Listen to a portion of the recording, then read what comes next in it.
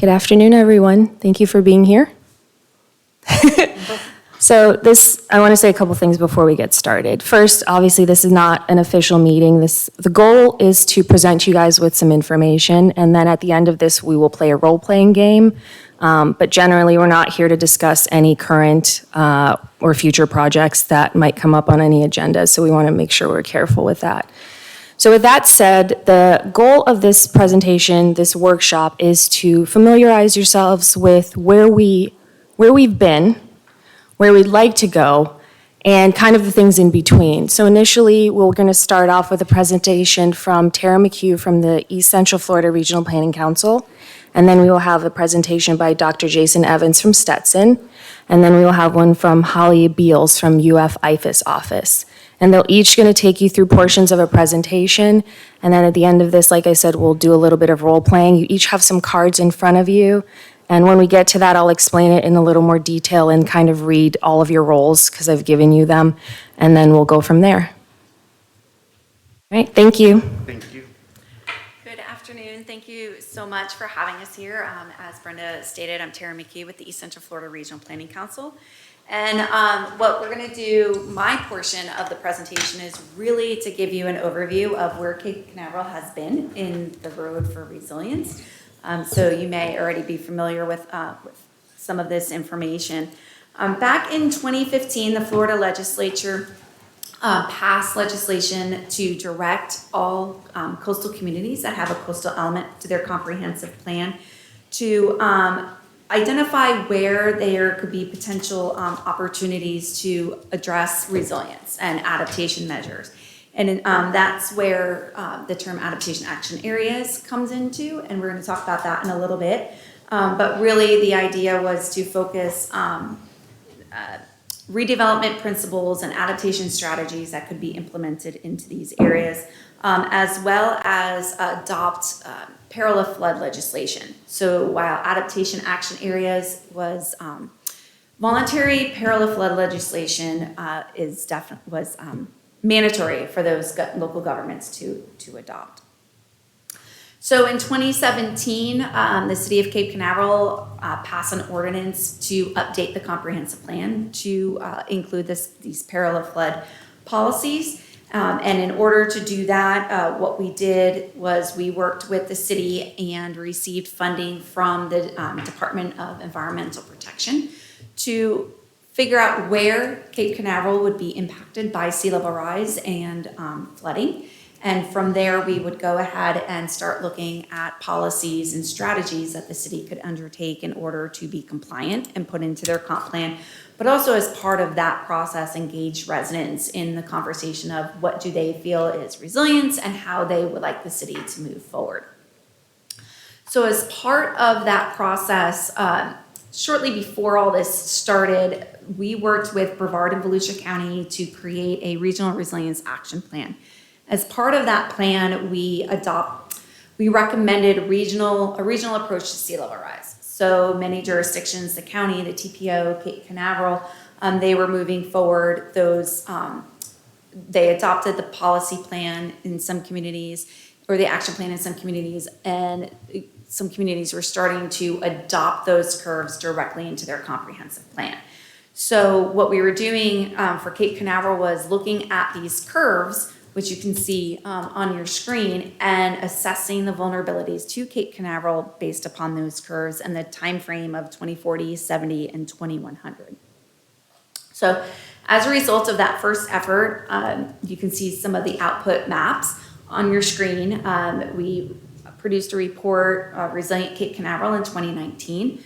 We looked at the vulnerabilities to the city, areas that were most vulnerable, facilities that are vulnerable during the course of through 2100, and we engaged the community in conversations through a survey about the kind of strategies that they wanted to see move forward.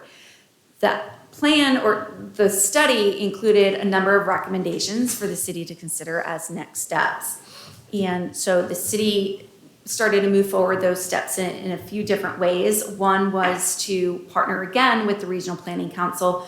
Again, we received funding from DEP, and we also contracted with UF to develop the parallel flood policies based upon the previous work and previous engagement, and also to audit and provide recommendations for the stormwater master plan and the land development code. So all of that was completed last year. Along with that, we, at the same time, was working with Dr. Evans and Stetson on looking at nature-based solutions to flood issues within the city, especially in transportation areas. So we were kind of working side by side and using opportunities to continue the conversation and do it together. So on your screen, we had some open house back in January of 2021. We had a lot of great turnout. We were looking at the recommended policies that we were putting together. We are also having conversation on adaptation action areas and where we were proposing that, or as the city is looking to move forward, an enhanced resilience area. So all of this was our portion of what we had talked about, and Dr. Evans can talk more about what their portion was, but they were looking more at green infrastructure solutions in particular areas of the city. So on the left side of the screen is an update from that work of identifying that enhanced resilience area, which is the most vulnerable area of the city, and it overlays with your high economic area as well. So like I said back in the Resilient Cape Canaveral, the first phase of that, there were a number of recommendations that we had put in there, and the city advanced those through also the Resilient Cape Canaveral Action Plan. So this was adopted by the city in 2021 and proposes a number of preparedness targets, so 56 targets across 8 action categories, and it's broken down into actions that are continuous for the city to look at, or those that should be accomplished within 5, 15, or 30 years. So that was another way that the city was advancing some of the recommendations from that action plan, as well as incorporating the regional action plan that we did for Brevard and Volusia County and everybody involved in that. So with that, unless there's any questions for my part, I will turn it over to Dr. Evans at Stetson. Thank you. All right. Thank you, Tara. Thank you so much, Brenda, for introducing me. I'm Jason Evans here from Stetson University. And yeah, so I guess I'm just going to talk about this project that we've had starting in February of 2020. And so the project, it's a regional sea grant project. And so the city of Cape Canaveral, we're working with communities within other states, in Georgia and North Carolina and South Carolina as well. So there's kind of a big partnership that's happening. When we first thought of the project, of course, we had no idea that COVID was going to happen. So we had plans for all the communities to travel together and meet, and that's obviously not happened the way we had hoped. It seems like we're coming out of that now, but thank you so much, actually, just for the project itself. It's been wonderful to work with the city. The staff are great, and so I have a great time here. So here's just some of the other partner communities, all the way up into the eastern shore there, up in North Carolina, and all the way down here in the south in Cape Canaveral. And so when we're talking about sea level rise, and so it can really get abstract when we think about 2100 sometimes, and so I always like to use this little chart here. Is the first thing that starts to fail with sea level rise is of course the stuff that's underground, and so stormwater drainage.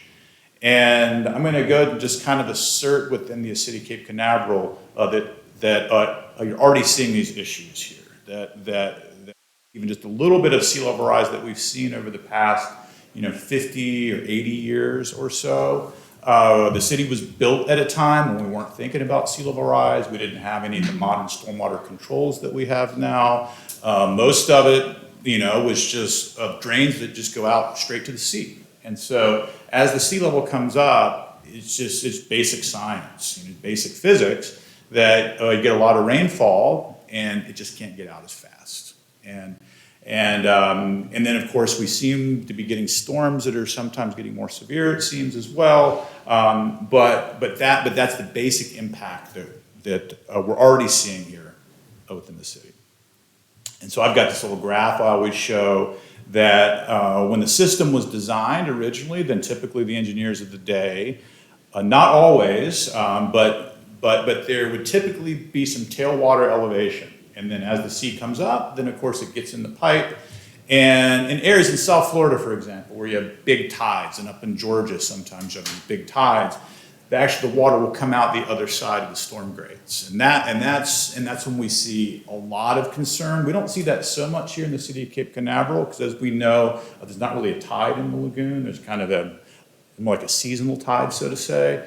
But I can tell you that I've walked around the city quite a bit, and I look in all of the storm drains. That's just something I do as a matter of course, and there's water in some of your storm drains almost all the time, it seems.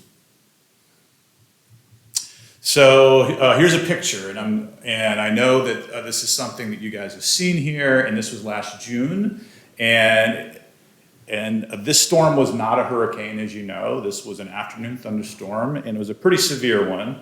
And so, of course, there were all sorts of Facebook posts about it, and then looking at the rainfall event itself, it was probably about a 5-year storm. And so the intensity within that storm was really intense for about 15 minutes, but that was enough to really overwhelm the system. But it wasn't a really like severe 100-year event. And so that should be troubling. And then of course it happened again, as I understand, in July, and that was more like a 50-year event. So that was a more significant event. But this indication that the stormwater system, as I know you all know, has had issues.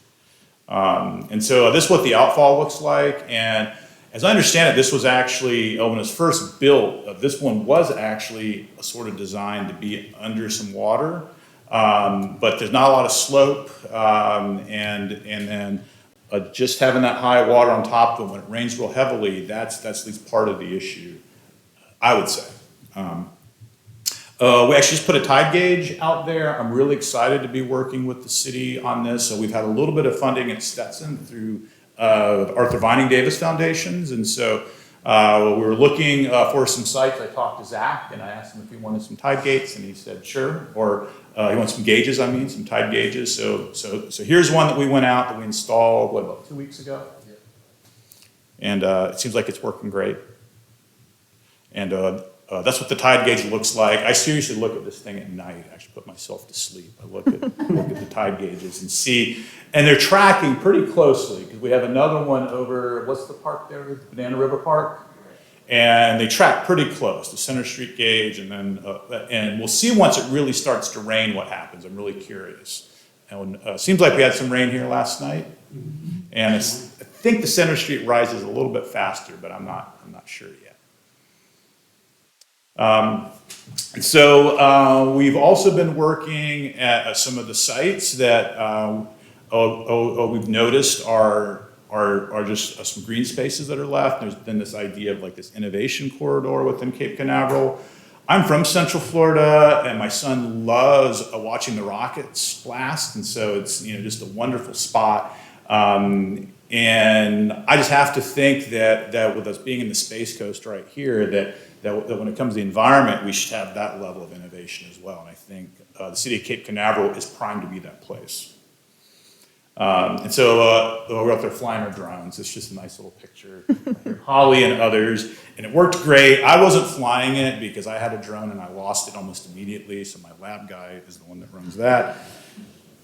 So here's just what some of the imagery looks like. And I don't want to talk really too much about it. And then here's what it looked like at the other side of the therm. I think that's a salt pan that's there, which is kind of interesting. Okay, and so this is my last slide, but the city of Cape Canaveral, of course, an interesting history. It was built very rapidly, and so then what do we do in a landscape like this? So this was built out in 1960s level infrastructure, mostly for stormwater, and we have sea level rise, and we have coastal flooding issues. And so for one, I say start with looking for opportunities to do green infrastructure, and it's hard to do that. But some of the bad old ways that we used to deal with stormwater, which it was always like, get it off of the land as fast as possible. We know now that that's not the best way to do it, because for one, just water quality. And so we know there's issues here with water quality. And so wanting to hold that water up and infiltrate it in the ground and trying to minimize all of the pavement, the impervious cover, using what we have in terms of soil to try to infiltrate, it's really important and it can work. It's not going to solve all the problems, but it can really, really help. And then, so there's kind of this longer answer here. And so this gets into like specifics, looking for opportunities where you have curbs and gutters, which I see a lot of them, looking for areas to breach them and try to find areas that put the rainwater in and infiltrate.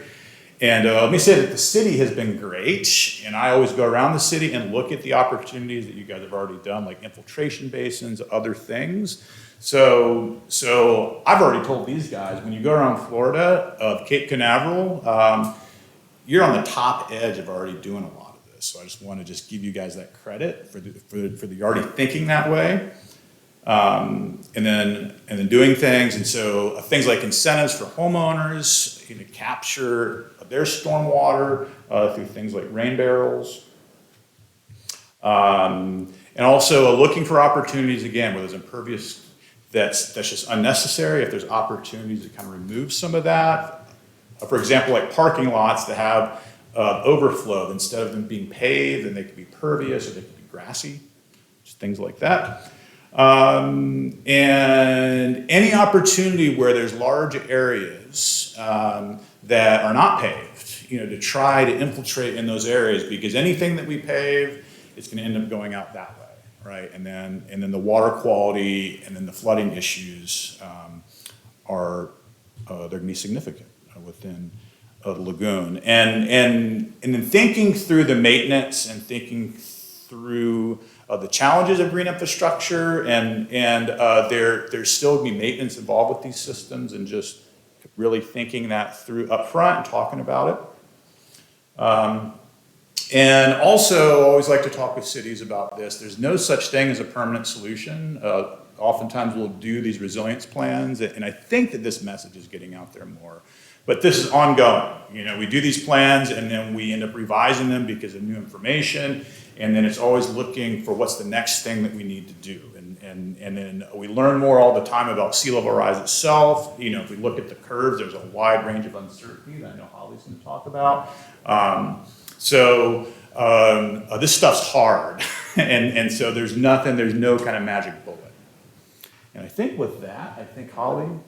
Oh, I've got one more. Oh, there we go. Oh, okay. And so this is just a basic thing, and I think you guys are already doing this in terms of a green infrastructure plan, which is really thinking about your staff and your community, and then having plans, and then having some sources of funding. And so if this here, this isn't one that I really need to preach to you all, because you're already doing this.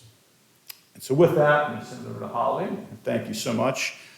If you have any questions for me, I can answer them. Or would it be okay if we waited till the end? Yep, absolutely. To ensure you get through it? Yep. Thank you.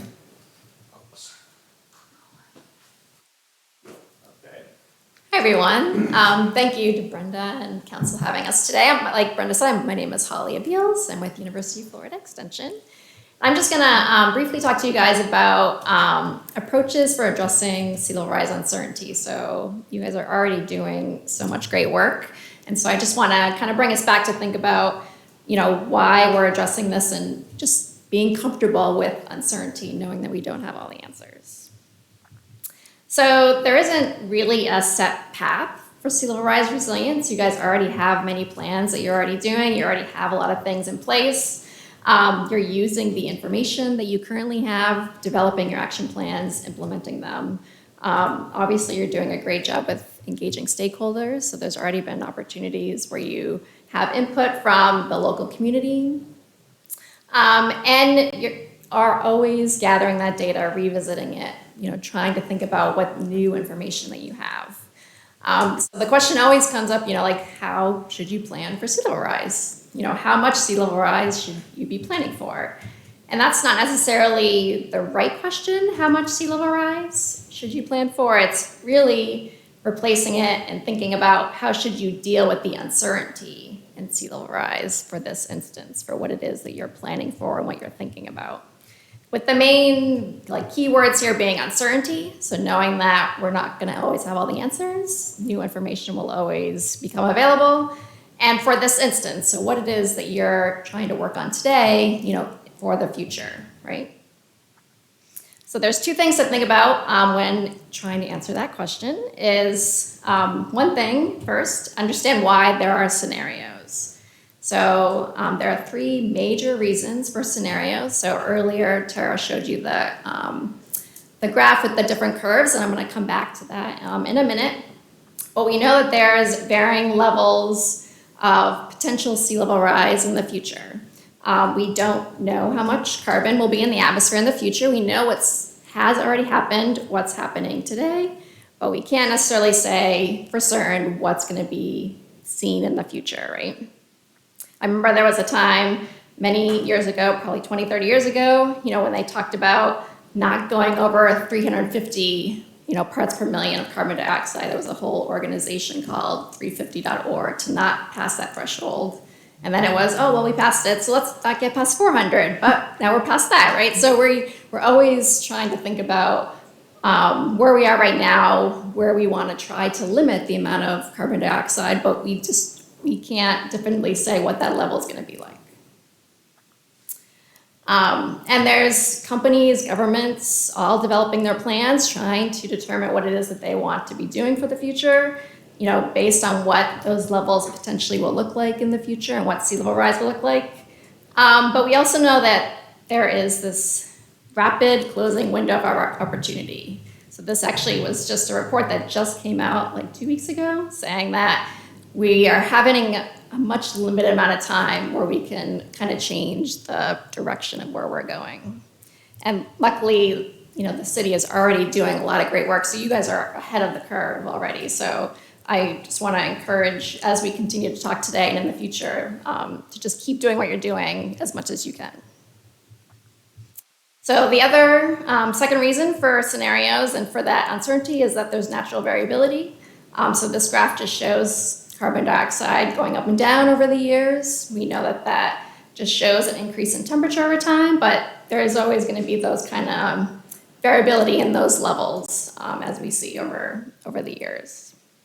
And this is based on how much carbon dioxide is put in the atmosphere, how much is being absorbed by our oceans. So our oceans have done a lot of great work for us over many, many years of absorbing a lot of carbon dioxide. So we actually would see a lot more carbon dioxide in the air if it wasn't for our oceans. So we should be thankful for that, but they can only do so much, right? So that's why we see that variability. And then the third reason is the ice sheets. So this is actually a growing area of research and science. This is a big unknown. We don't know what will happen with melting ice sheets and how much that will increase sea level rise. So there's more work being looked at into this and what that science is going to say in the future. So this is the science to watch. So Tara showed these curves earlier. So this is with the Regional Resiliency Action Plan, the projections they're going with through 2100. And so we know within the future, potentially, this is the levels of sea level rise that we're going to see based on the best information that we had when these projections were created. So obviously, the sooner we are, so within now, between 2020 and 2021, 2022, we can see what those levels are going to be. When we get to 2080 and 2100, there's a little bit less uncertainty, right? So we're not sure if we should be looking at the top curve, the bottom curve, the middle curve. That's why there's these different curves. So we have an area and a range to be looking at depending on what it is that we're planning for. All right, this is the range of what is scientifically possible based on the information that we have when these were created. And not all of them are equally as likely. So we might be paying attention to that lower curve and seeing that As we move into the future, maybe we won't be seeing the upper curve. It just depends on, like I said, where those carbon dioxide levels are going to look like, what sea level rise is going to do, what the ice sheets are going to do. So there's a lot of factors that go into that. So now that we've kind of decided that we have uncertainty, but we need to plan for it, we can talk about identifying different scenarios or different ways of planning for dealing with that uncertainty. And these are just 3 approaches I'm going to briefly talk about today. So the first is risk tolerance, second, scenario planning, and third, adaptation pathway. So I'll go briefly into these. And these are just 3 types of approaches I'm talking about today, but there's all different other types of approaches. These are just 3 that I'm going to discuss today. There are some commonalities between all of these, so something to keep in mind. So obviously stakeholder integration is a big one, so just making sure that stakeholders, community members, scientists, regional planning councils, researchers all have the ability to provide input as needed, depending on the type of information you need. They all permit decision-making in an uncertain future, so they take into account that we don't know what the future is going to look like, but we still have to continue to plan. They do require clear goals and objectives, as most plans do, right? So we need to know what it is that we want to achieve and how we're going to get there. And they can be used as standalone or in combination. So oftentimes our plans have a little different types of approaches that we're using for planning in the future because it's not always a one-size-fits-all. So this risk tolerance approach, it looks at the probabilities of a particular sea level rise projection, and it uses those when considering project-specific risk tolerance and timelines. So this type of approach is really good for stable projects, so things that are in place right now that you're trying to plan, locations for like critical infrastructure, like wastewater treatment plants and things like that. It's good when thinking about potential conservation purchases or built or non-living structures. And it's really good for things that are really important, so something that you really do have to plan for, or really unimportant, something that is not going to make a huge difference if something happens to it, but you still want to plan for in the future to know what happens afterwards, right? The very first time I heard Dr. Evans give a talk, he gave a great analogy as to thinking about risk tolerance. So if you have like a shed in your backyard and it floods, low impact, right? You can easily build that shed back. Like it doesn't necessarily matter. I mean, it probably does matter that it flooded, right? You have to rebuild it, but it's a low impact, something that can easily be rebuilt, right? Versus a nuclear power plant, big impact, right? If that gets flooded, so you want to probably use that higher projection curve, that potential 8 feet, of sea level rise to plan for what would happen if that nuclear power plant was inundated with in flooding. So you're looking at that higher projection because you know that it'd be really bad, if that nuclear power plant was inundated. Scenario planning approach, this looks at plausible futures, what might happen. So taking that uncertainty and trying to use it.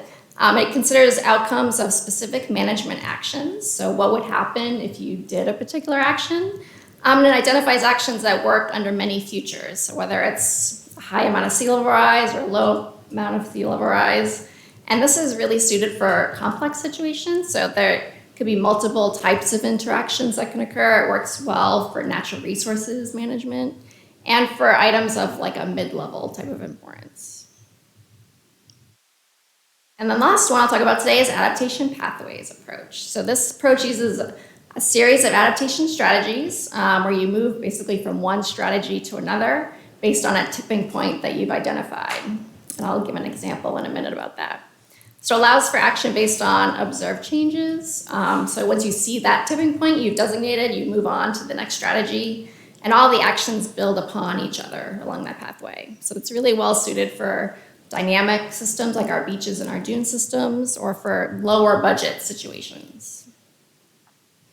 So for example, if you're looking at reducing like erosion or impacts to flooding along the beaches, You want to identify suitable actions, and these potentially are some actions that you'd want to take, right? You'd want to nourish your beach to the current footprint that you see. Maybe next would be nourishing it to our historic footprint, raising dunes, elevating driveways, or maybe burying some rock wall under the dunes to help protect, maybe give a little bit more substance to the dune system. And so you kind of determine what the tipping point would be, in this case, what the amount of sea level rise would be before you would move on to the next action. So at, a half a foot of sea level rise, you'd be looking at nourishing beaches at its current footprint. At 2 feet, you would want to add more sand to the beaches and raise dunes. At 2.5 feet, you would think about elevating driveways for the properties that are behind the dunes and so on. And then you would just arrange them into this kind of pathway, just a visual to kind of show you, okay, over time, this is where that tipping point is, and that's where we move to the next strategy. So you can see on the left, you start with like the lowest cost item, and then you move your way down to the things that will cost more over time. And so this is my last slide, and I just want a couple things to keep in mind. There's no right answer to which approach to use, and these are just 3 types of approaches I presented today. There is many more, but you're just looking at the question, the complexity of it, the importance of the projects, how much you're able to adapt or not adapt. And this is not everything needed to plan for sea level rise. There's already so much work that you guys are already doing and planning. So all of that is going to be put into, as you continue to plan for the future. And sea level rise resistance is an ongoing process. Like Jason already said, you guys are already have plans put forward, but you have to keep revisiting them. Like science is always changing. So we just got new updated sea level rise scenarios for the United States. It just came out a couple weeks ago. So that will be new information that you'll be able to use to see what those new projections say. Things aren't getting better necessarily.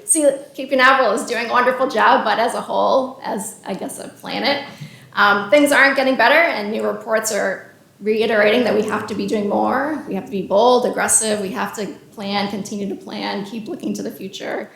And those vulnerability assessments or action plans that you have will need to continue to be revisited as we get more information. And that's all I have. So this is the end, I guess, if you have any Thank you, Holly. questions.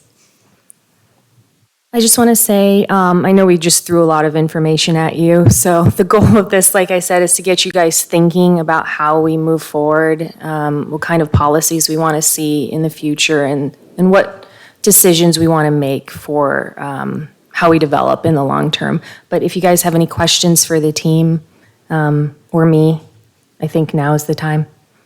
Yes, Angela? I have a question.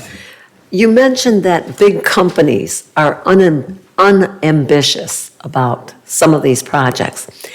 And I'm curious, what kind of research have you done on that and to back that statement up? I'm just curious because I know that some big companies seem to be environmentally friendly and have foundations and have supported some environmental issues.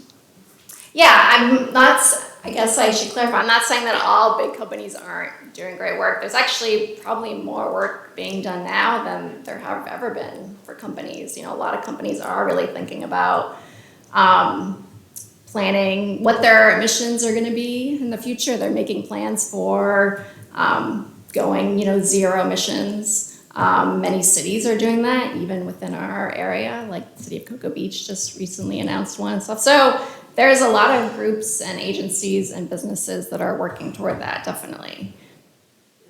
The other part of the question is, as a country, if we're going to become self-sufficient and increase our manufacturing, how do you think that will affect the environment and everything that goes with it in the future?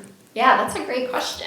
I'm not sure if I'm knowledgeable enough or the right person really in this case to say. I think a lot of things like transportation, we're moving really far forward. Those are all things that we have to be thinking about. But I'm not sure. That's a really good question. Yeah. Of course. I know, I think that the more education you get, and, as you go on and on and on with research, you always say, oh my goodness, I've only scratched the surface. And, I really don't know. And, I find that with the linguistics that I studied. Exactly. So thank you for that answer.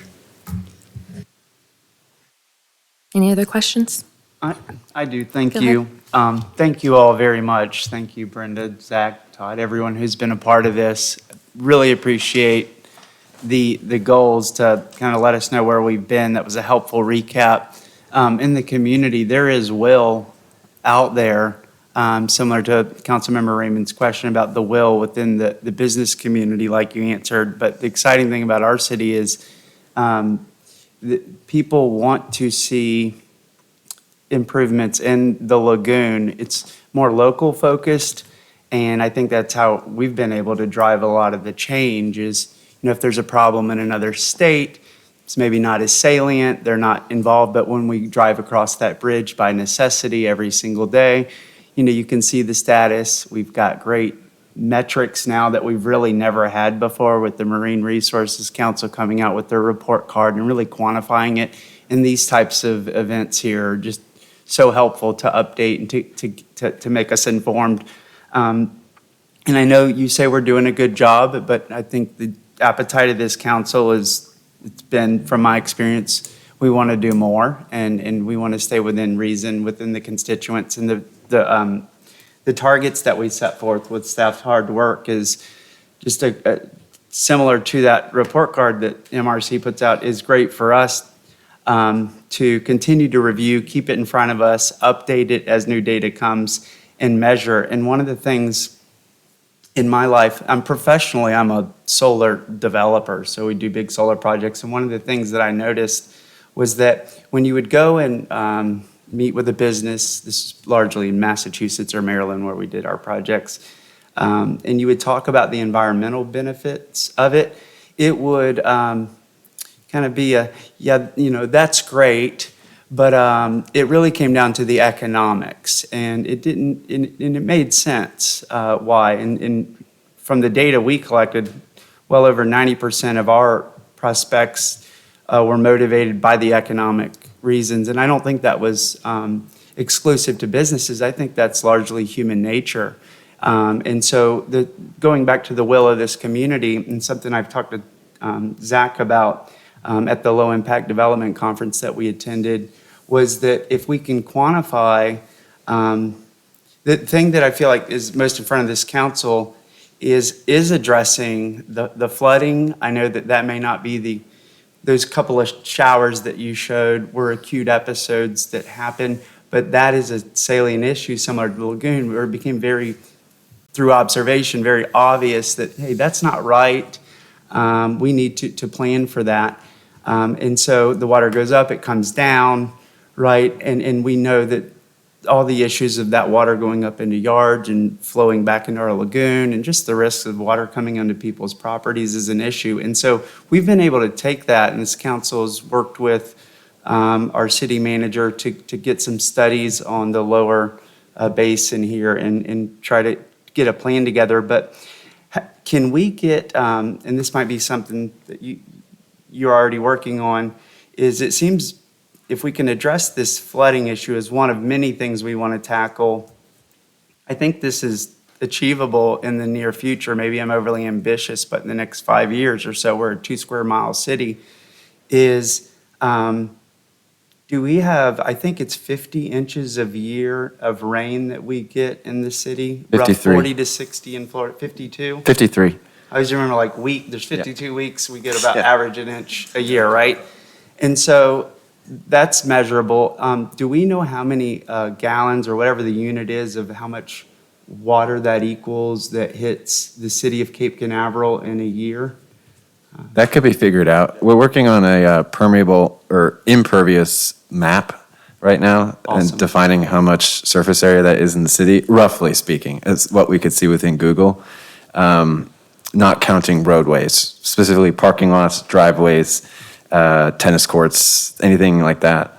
But that's something we're trying to figure out right now. But that's something I think that could be figured out. Exactly. And so like if we knew the total gallons, which seems like that are hitting today, and then you layer in the impervious surfaces, we can then begin to measure where we are. And then as we implement these action targets, we can communicate to our constituents, we were putting X million gallons in the lagoon every year. Now we're only putting 50% of that, right? Is that a good goal to head down to address some of the concerns that you're bringing up today? I don't know if Dr. Evans wants to It good. weigh in on that. I get excited about that, but if that's not where we should be putting, or if there's a better path.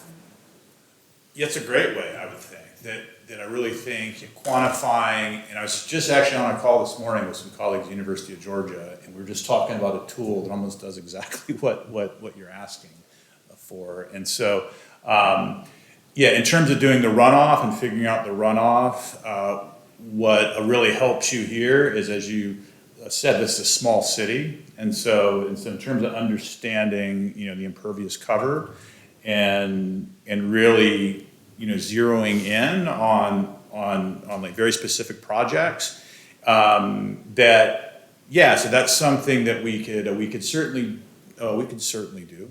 Yeah, we could certainly do that, and then kind of quantify that, and that's certainly a goal. I mean, that the amount that you can reduce is going straight into your lagoon, and then stormwater outfalls too. You can even measure it. You could even say there's one thing to model it, but there's another thing to go out there and actually say, here's what it was like before, and then you see what the runoff is coming out the flow, and we could actually measure that and see, and then show, quantify how much is being reduced. And for one, it's the water itself that's being reduced, it's going in, but then you've also got the nutrients and other things that you're trying to reduce going into the lagoon. And any pound of nitrogen that we can keep out of the lagoon, that's a step in the right direction. And that's a goal, of course, I think we all share here, is to reduce those impacts. Mm-hmm. Yeah, that's great. And I think it's like, thank you. Because we can do everything right in the city of Cape Canaveral. And we get this report card that says Correct. F, they created a new grade, it's F minus last year, now it's F minus minus. Yeah. And it's like, well, hey, we're pulling our weight, but at the city side, to zoom in within ours is, and I think this is the approach we've taken, is the incentives and the things we're doing as a city is to be example for the constituents and the residents who live here. But once we know that number, it seems to me, one thing I know about stormwater is it's expensive. I think we've taken on $6-7 million recently in debt. And this is where it gets back to that economic argument, is to go, over the history of Cape Canaveral since 1962, we've spent X million in stormwater, right? And now, because we made these improvements, we've reduced the gallons that flow into the lagoon by 50%. That translates right into the dollars. And when we can tell a citizen is we don't need to make those large stormwater upgrades anymore, or not as intense. And so that was kind of full circle, getting back to the economics. And this is how we're able to keep your taxes low and reduce the big upgrades, because the water does what it did back 100 years. It falls out of the sky and it kind of infiltrates. We've slowed the water down. So thank you. That was all I had. And I think that is kind of a good point, because there is an economic case to being environmental, if you will, because the reality is things are only going to be more expensive. And so as a city, the point of this is to get you guys thinking, and then long-term, when we look at policy considerations, whether it be in our comprehensive plan or in the city code, what are we doing in code that has an economic, environmental benefit to the city overall, long-term?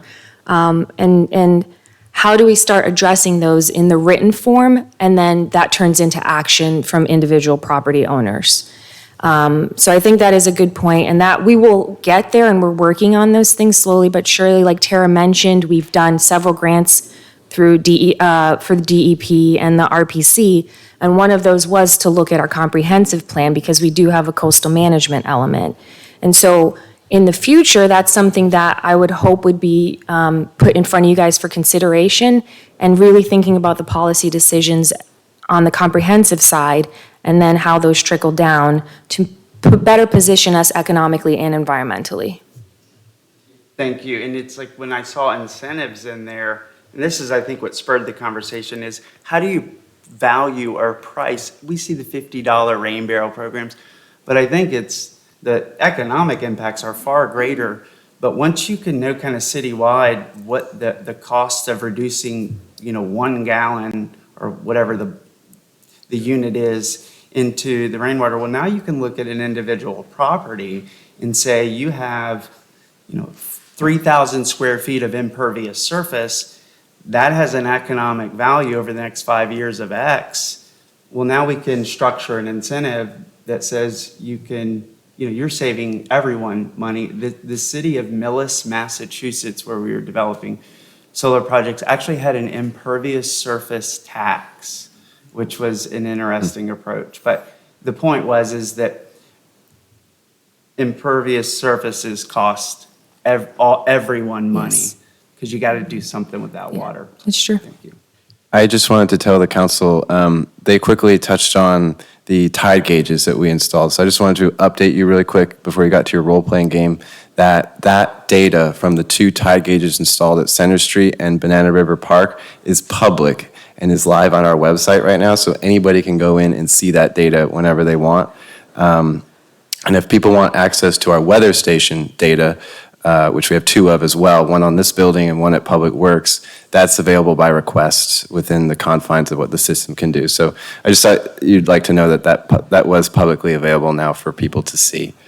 So that's all I had. Any other questions?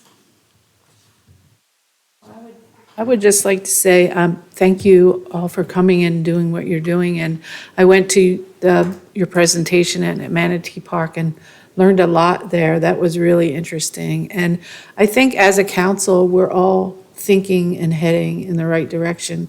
And we have the A team here to lead us. So Thank you, Mickey. I think that with all the new things that were coming out, zero emissions and all that, we're working our way the right way Right. with your guidance. So thank you, guys. Thank you. All right. If that's it, we'll go into the role playing. So each of you have a set of cards.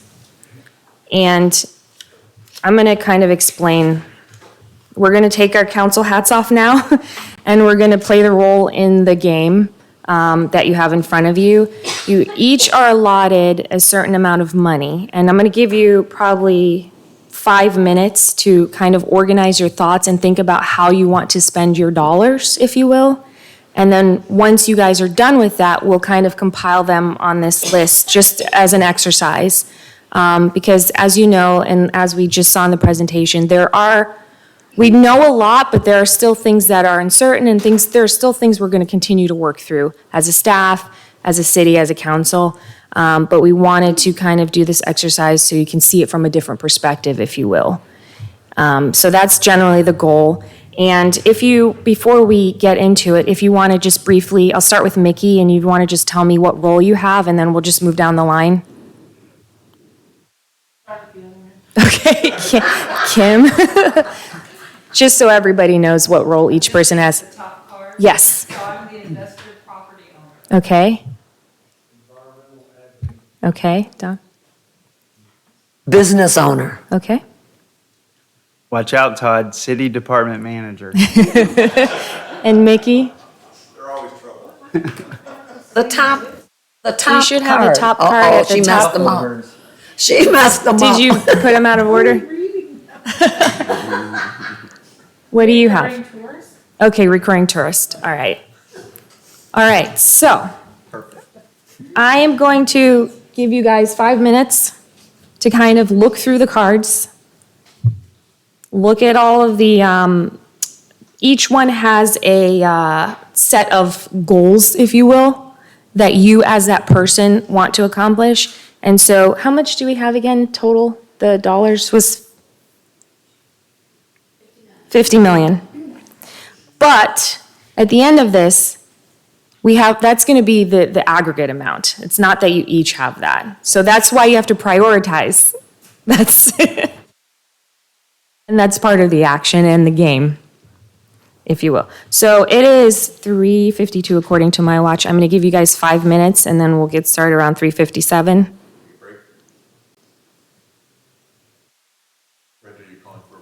No, not for a break, for them, just to look through their cards and organize their priorities, and then we'll start doing them on the spreadsheet. Does that make sense? So we just essentially need to rank them? Essentially, yes, and then based on how much, the aggregate amount that we have, kind of prioritize which is more important to you individually in your role. Okay. You got it. Thank you.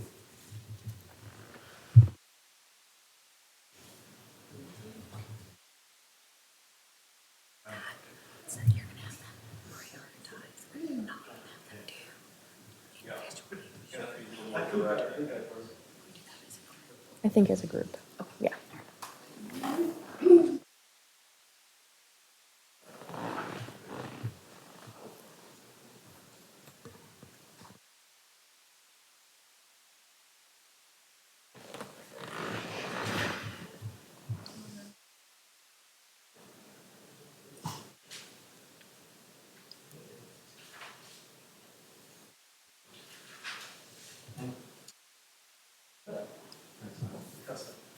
What are we doing?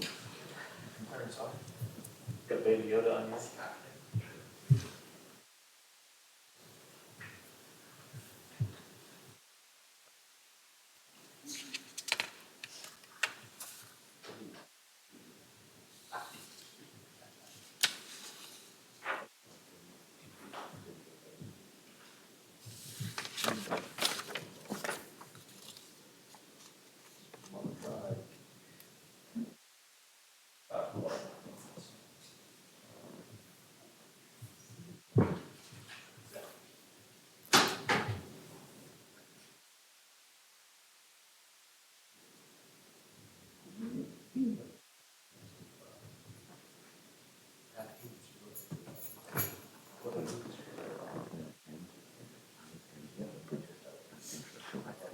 Okay. Okay. I'll be ready. Remember for me if I forget. Okay.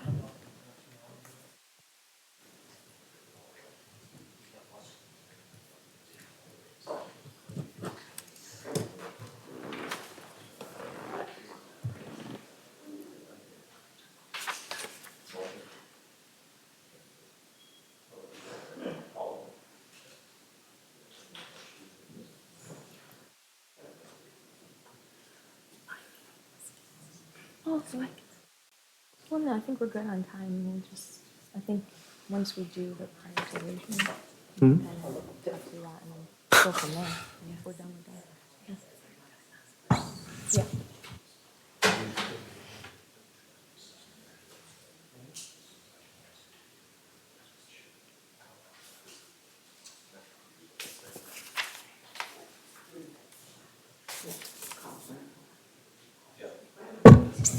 Brenda? Do we need to fill this out? We're gonna do that as a Group, okay. That's why I asked you.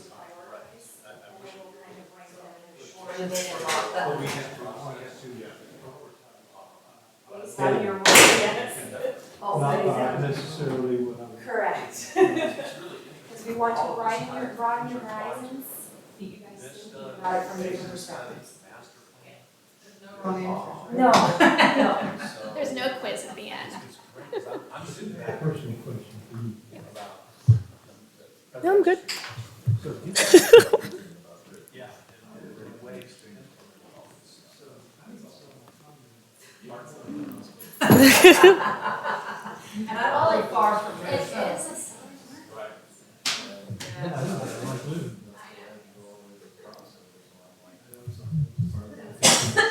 Let's go.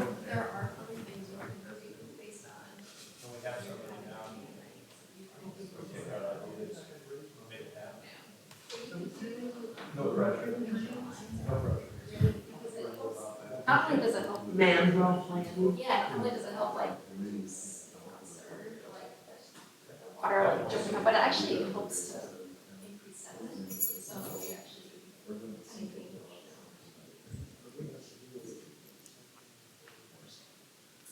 Yeah. Permitting and those sorts of things, sometimes. Yeah, no, it's to get through. As soon as Wes comes back, we'll. But it does take.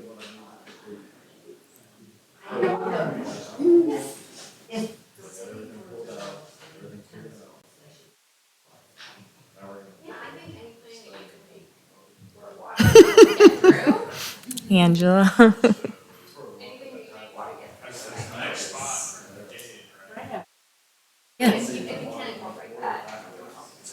We don't have any clay. We don't have any clay. But I certainly would like one. We're going to address that separately. Add that to Well, I haven't. Okay. All right, are you guys, I gave you a few more extra minutes. I know. Are you guys about ready? Yeah, because this was. I'm ready. I know, we're trying, well, I said 4:30, I think. Oh, Okay. Okay. You did. All right, so we're trying to keep you on schedule. All right. So, now that everyone has organized their priorities, I'm going to start with Kim again, and we're going to put them. Yeah. Well, you're the investor property owner, are you not? The investor property. So just tell us what your first, we're going to go through this quickly. Just tell us what your number one thing is as your role. Was the traditional stormwater improvement. Okay? All right, You gotta look at it in different ways than what you would normally look. exactly. The green infrastructures, dune restoration, shoreline, public infrastructure hardening and elevating, Okay, the incentives program, and the seawall incentive. okay. Okay, perfect. Next. There's no right or wrong. There is not. We're just playing a game, guys. Okay, I'm the environmental advocate. First, I put dune restoration planning projects. The living shoreline is second. Gray infrastructure, traditional stormwater improvements. Green infrastructure. Seawall incentive. And public infrastructure hardening, elevating. Okay, And incentive program to elevate private structures. perfect. Next. All right, I'm the business owner. Correct. I have green infrastructure, public infrastructure hardening and elevating, gray infrastructure, traditional stormwater improvements, living shoreline, incentive program to elevate private structures, seawall incentive program, and dune restoration and planning projects. Perfect. All right, next. I'm the city department manager. Incentive program to elevate private structures, green infrastructure, gray infrastructure, living shoreline, public infrastructure hardening and elevating, dune restoration and planning projects, seawall incentive program.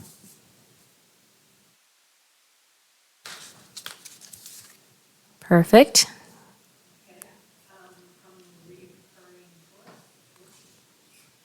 And I have green infrastructure, dune restoration and planning, living shoreline, gray infrastructure, seawall incentive program, public infrastructure hardening and elevating, an incentive program to elevate private structures.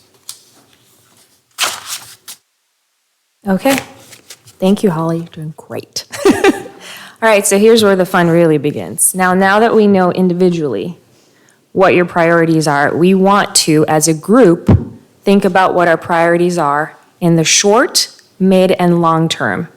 And so, based on these, let's just have a brief consideration and discussion of what we think we could accomplish in the short term.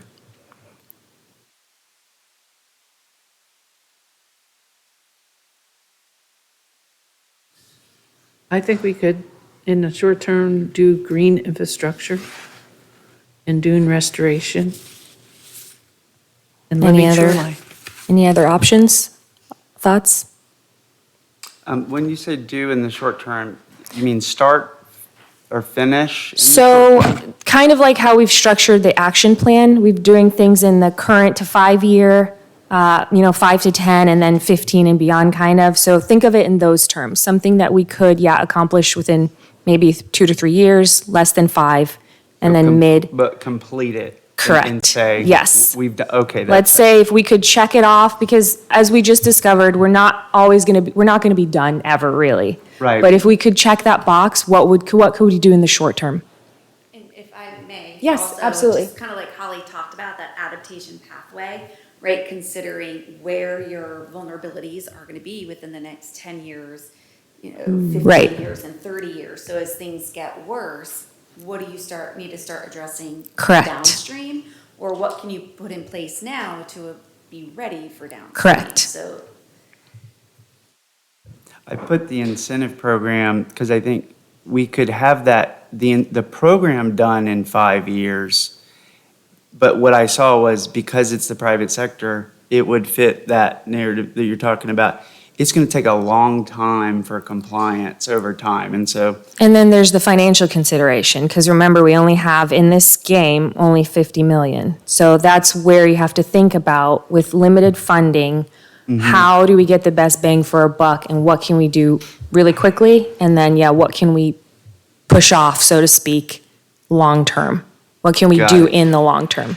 and mine was thinking, the reason mine's kind of an outlier. Everyone put that one down towards the end, but the reason I said, hey, worst case scenario is it comes sooner than ever, at least elevate everyone as fast as possible and get out of pain, so. That's always an option, I said protect our shoreline, okay? like we're doing with the plants and different things. So I think what I'm hearing, though, generally, is in the short term, it's either green infrastructure or shoreline. Well, you would want to do, in the short term, the things that would require growth. Any plantings will give you a longer benefit because it's going to take a while for that to take hold. That's true. So if you do that first, like the dune restoration, living shoreline, and green infrastructure. Okay. So are you guys comfortable with that, those three things being in the short term? Green, it was not my number 2. No. No. I think seriously, I think that it's important to get the public infrastructure hardening and elevating. Fair enough. Because we have like our wastewater plant that takes care of our water supply, number one. It's very important to live. And also wastewater and stormwater. So I think that's really important to But do you make think- certain that that's really right up there on the top. But do you think that by doing green infrastructure and living shorelines, we can protect those things in the short term? It helps, but that's a big job. It That's is. a really big job. Quick question. Sure. Are we supposed to be maintaining our role? Yes. Okay. Yes. Yeah, and yours answer is similar to mine, is you're talking about elevating public infrastructure, I'm talking about elevating private, and it's like the worst case scenario, the guaranteed method is to elevate. And then if it comes, at least you're elevated. So, but to Don's point, as your role, that is your suggestion for the short term, or is that for long term? Because let's talk about short term first. So what do you think we can conceivably accomplish in less than 5 years? We can accomplish, so we can write the incentive program in 5 years, but are you saying actually the incentive program was fully implemented and I- everyone adopted it, In- that isn't going to happen in 5 years. Yeah. Exactly. So I personally would not say that that is something we can do in 5 years. Okay, so now understanding that it's about the effects being accomplished, I 100% Right. agree. And like like Holly talked about, we're looking at risk. We know certain things are uncertain, but you know, we're in the position right now, I think, as a city where we are adaptation planning. So with that in mind, what can we do right now and complete and check that box, if you will? So I still think what I'm hearing though is the living shorelines, green infrastructure, and then what was the other one? Dune restoration. Dune restoration. So let's do those in the short. Yep, I agree.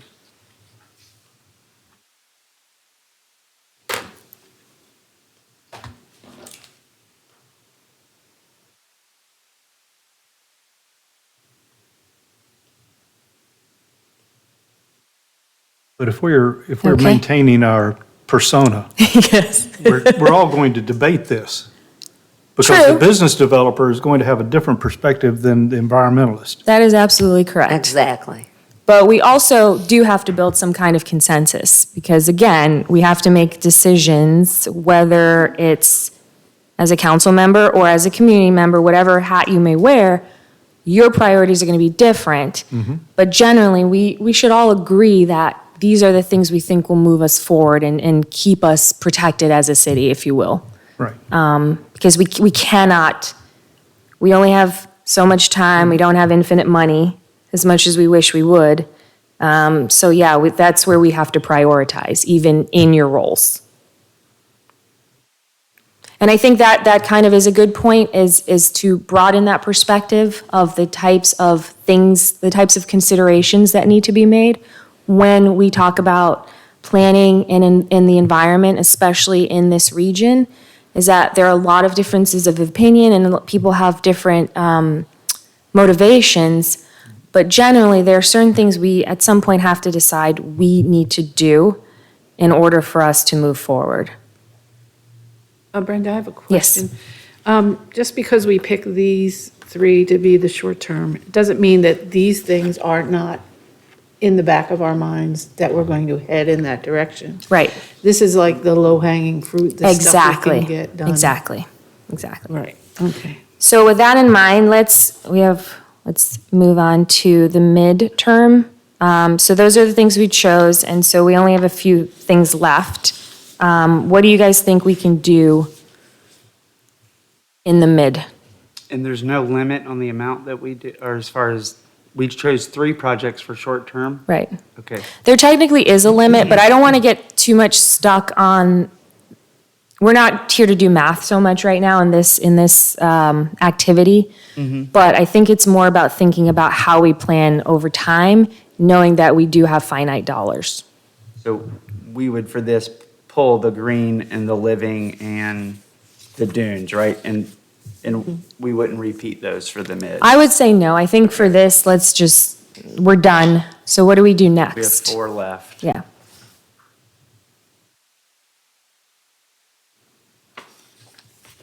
I would say gray infrastructure and seawall incentive program. Okay.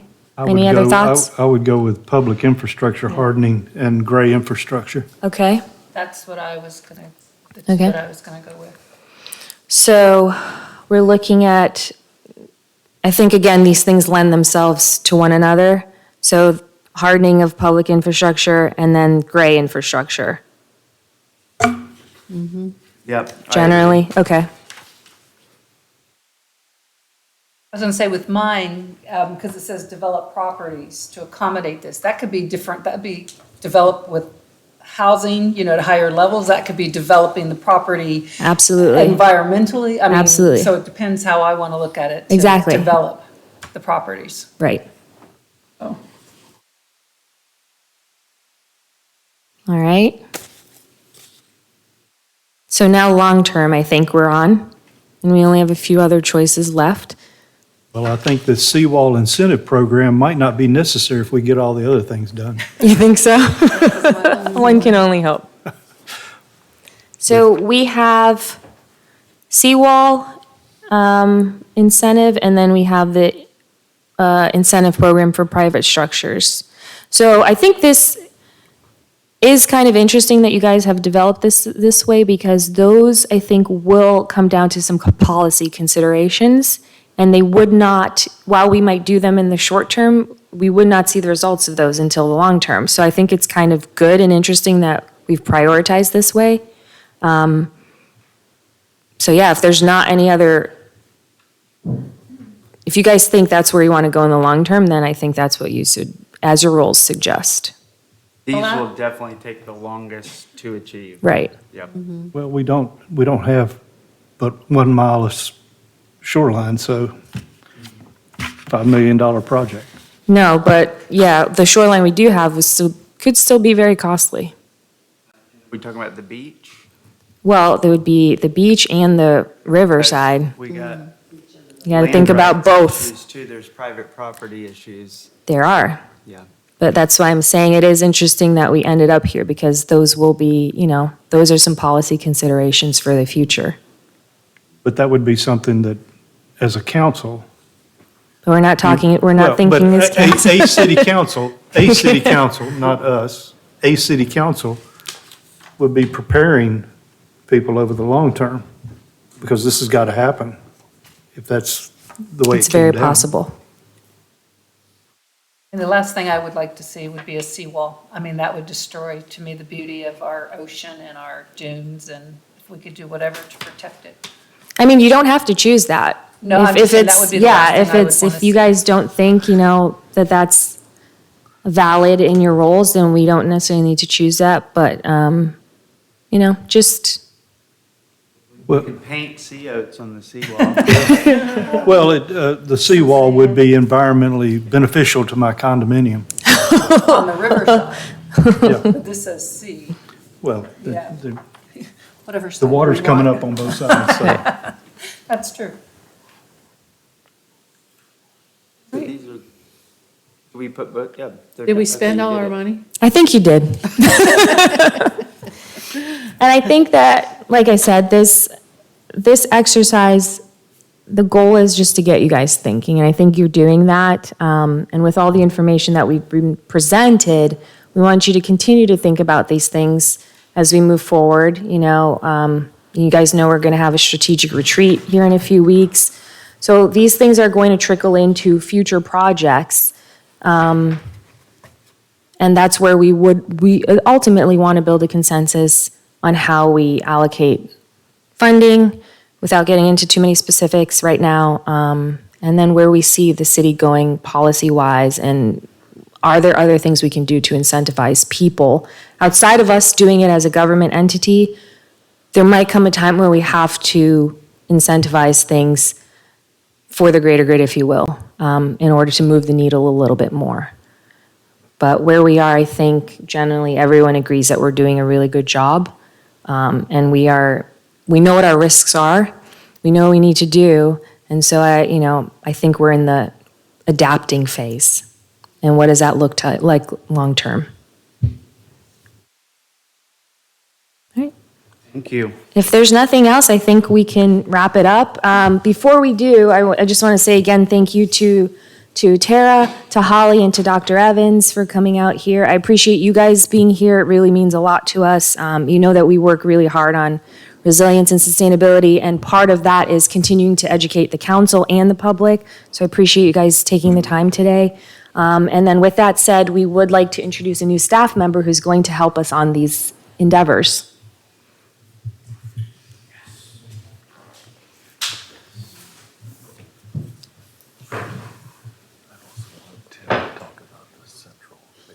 Okay, okay. Council members, hello again. Hello, Zach. So I just want to briefly introduce Lexi Miller, and she'll come up and speak for a little bit. But Lexi is new to us as of 2 weeks ago, and her title is Resilience Engineering Services Manager. She is someone that will help accelerate the city's plans, specifically in regards to stormwater and flooding mitigation. She comes to us from the city of Satellite Beach, where she helped them acquire millions of dollars in grant funding. So we are very excited to have her, and with that, I will introduce her now.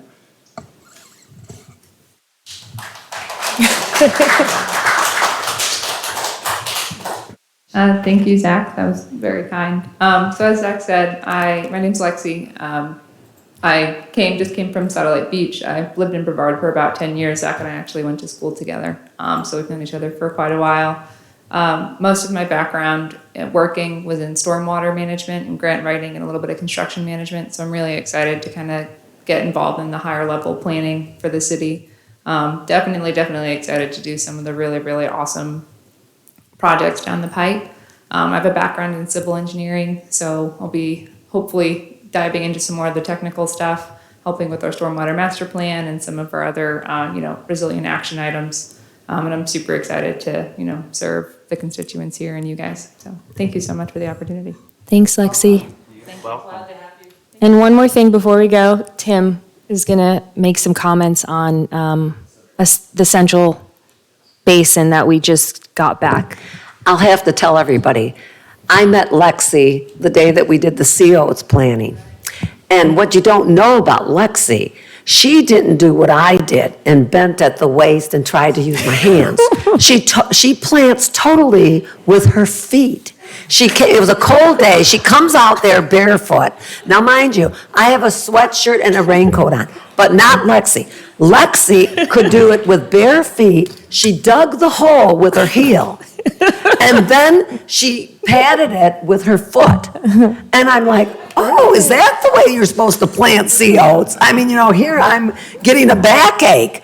But I'll tell you, I think that she's got something going on planting I was sea gonna oats. say, so she's maybe we should get resourceful. her to demonstrate the week before we do our big sea oats planting. Thank you, Lexi, and Maybe welcome. we'll have her do a video. Thank you. All right, go ahead, Tim. This on? Okay. Yes.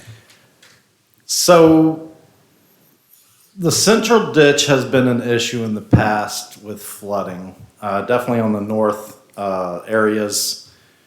When I came on board under Jeff, I made it a project of mine to get that whole area cleaned out.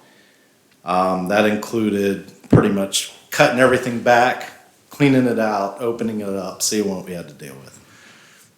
We went forward and just had it, I'd like to say maintained. That's a better word, maintained, where it's almost close to the shape it was in the beginning now, so it has a bigger capacity. We are now gonna hire a engineering firm named Tetra Tech to come in and do a study on the whole north side of the central ditch to see what we possibly could do to improve stormwater runoff on that area, which actually includes parts of Harbor Heights and areas down Long Point and so on and so forth. So that's where we're at with that project, but that we see it down the pipeline. It's coming soon. So we've got the Center Street Basin that we're currently working on. We're also now taking to the Central Basin, two different projects. Correct. That they butt each other somewhere in the city, but we want to have a study done for all. So the sea level rise that we're all experiencing here and talking about, we're seeing the impacts of it, and we're getting these studies done. And Tim, thank you for taking the lead on this. So council, it'll be on your agenda coming up tonight. You'll see it for next Tuesday night, that study. Yeah, thank you. I was looking back at old council packets, and that central ditch, as I shared with our city manager, is something that was talked about in all the old packets, is on the project plans and their plannings, and you did it, and we've done it, and so thank you so much. You just kept seeing, words on paper, but the fact that you went out and actually made it happen, hats off to you. And that is the actual border of Cape Canaveral before it was filled in. That was That is the correct. edge of the lagoon. So, Which is why in pretty cool. a lot of the maps you see, we're seeing a lot of the inundation along that corridor, if you will. And that's, like Dr. Evans mentioned, we're looking at it as an innovation corridor long-term to see what we can do to not only manage stormwater, to potentially have some kind of amenity for residents. So, Love it. yeah. All right, with that, I think we can wrap it up. Again, thank you all for being here. And if you guys have any other questions for me or for Zach, Will we get a copy of the presentation? we can get a copy, yes, and we'll put it on the Thank you. website. Yeah. All right. Thank you. Thank you, guys.